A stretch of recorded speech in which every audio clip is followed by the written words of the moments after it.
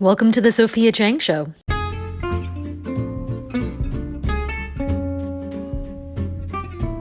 This episode is dedicated to my friend Warren, not because the content has anything to do with him, although it might because he's very, very smart, but mostly because he texted me recently and said, more podcasts! And when my listeners, all 5 of them, request anything, your wish is my command. See how easy that is? So yeah, make those requests happen. So my life coach tells me that I take things too personally, and I was like, how dare you say that to me? No, I didn't actually say that. Although I do rail against a lot of the things that we work on, because I'm like, no, God, no, change is hard. I'm paying you so much to tell me everything that's wrong with me. I don't know why we do that, but, therapy, coaching, big businesses, lots of money in there. So yeah, people are masochists. I'm super excited that I get to start a podcast with my life coach says. I feel like that's something only bougie people get to say. So it makes me sound richer than I am. Like my life coach says. Or it makes me just sound, I don't know, like a millennial hipster maybe. I don't know. Either way, what can I say? What can I do? So I take stupid personally. It's really bad. Like my life coach was straight up when I told her that, she immediately was like, no, you can't. No, you can't. I mean, I literally, she did not allow me to. She told me that my life would be tougher if I did that. But I don't know how to stop. Like, I take a lot of these things very personally. When I get disrespected, I get pissed off, even if it's like a customer service rep, who's basically paid to be disrespectful.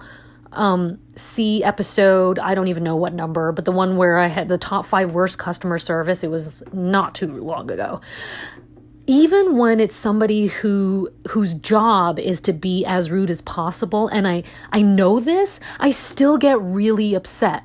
I'm still like, how dare you be rude to me? Even if it's a millennial, one of those rich, bratty millennials who's living with their parents well into their late 20s, probably even their 30s, mommy's doing their laundry and cooking for them, and then they're forced to somehow get a job, and they have a stank face on the entire time. What is up with millennials? And that okay, there's my millennial rant for the day. You can't have a Sophia Chang Show podcast without one. I think I take stupid very personally because it's taking resources from me. I see it as a 1-to-1. Or actually a 10-to-1. There's more stupid than not stupid, and so it makes things very difficult. It feels unbalanced. It feels kind of like the rats are going to eat us. Like we're marooned on this tiny island, and like the sharks of stupid are all around us, and there are more of them than us, and they're taking our resources. So a stupid person is breathing air that I need to breathe, and in this time particularly, I don't want the stupid breathing their non-masked air. So that is very personal. So that's another thing. I always took anti-vaxxers very personally, and I'm just being all sorts of political.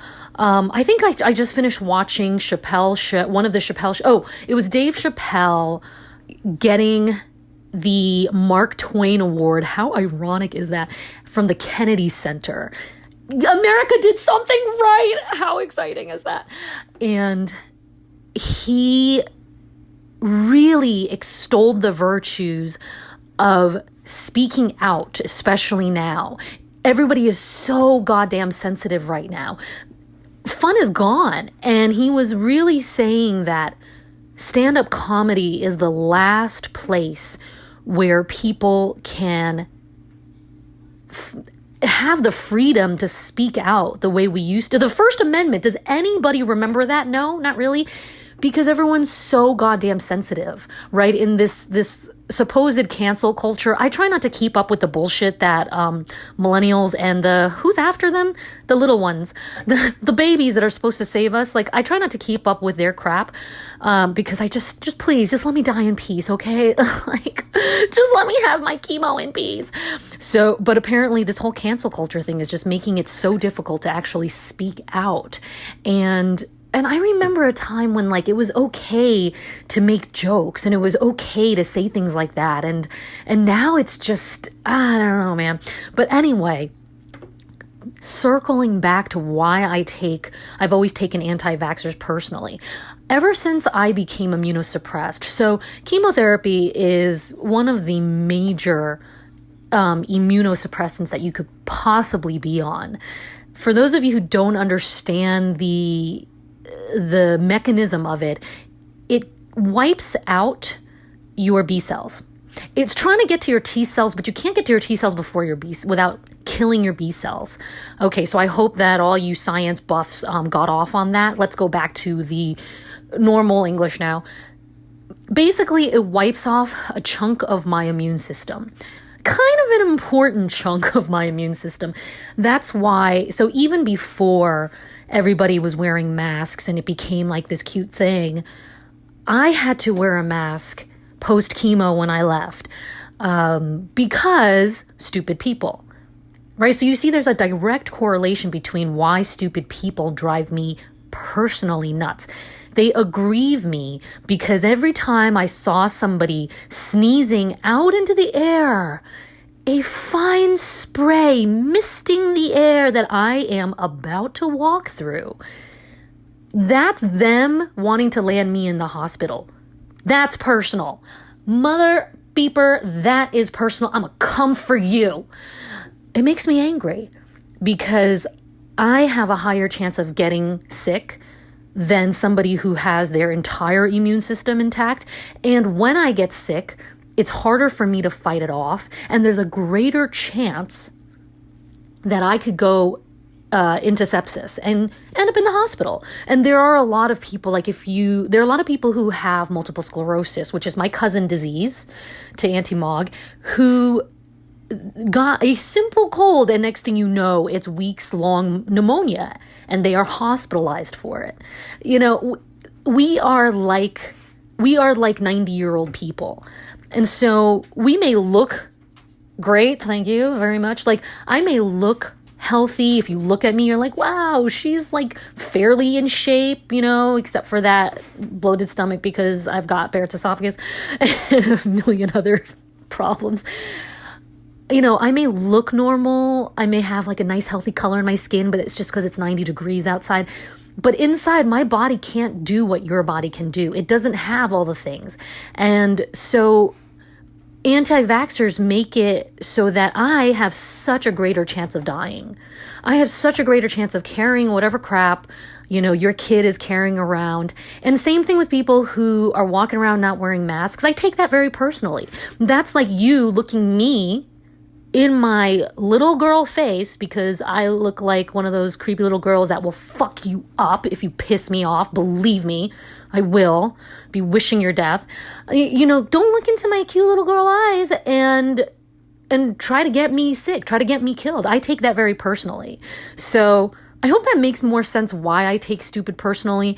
You know, I feel like health-wise, it's a very personal attack.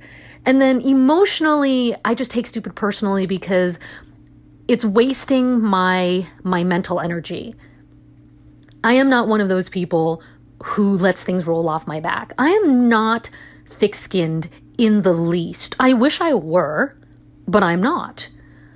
If you are and you know how to be, like if you weren't and you became thick-skinned, please tell me how, because I've always been this way, and I feel like I'm always going to be this way. Like I told you, I paid this life coach a lot of hard-earned money, and, you know, I've made some headway in taking stupid a little less personally and taking asshole a little less personally, but I can't. I take everything personally.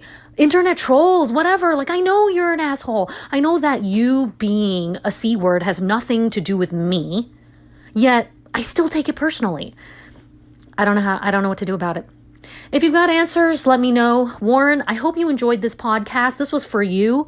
As, an East Coast friend, I think, you'd be cool with this. You'd understand it. And for everybody else who is offended by this, I'm sorry that you resemble my comment.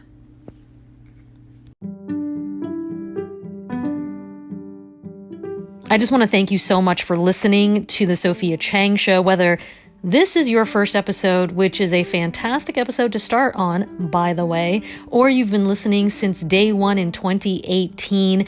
Without you, I would just be speaking into an empty room, which is really weird.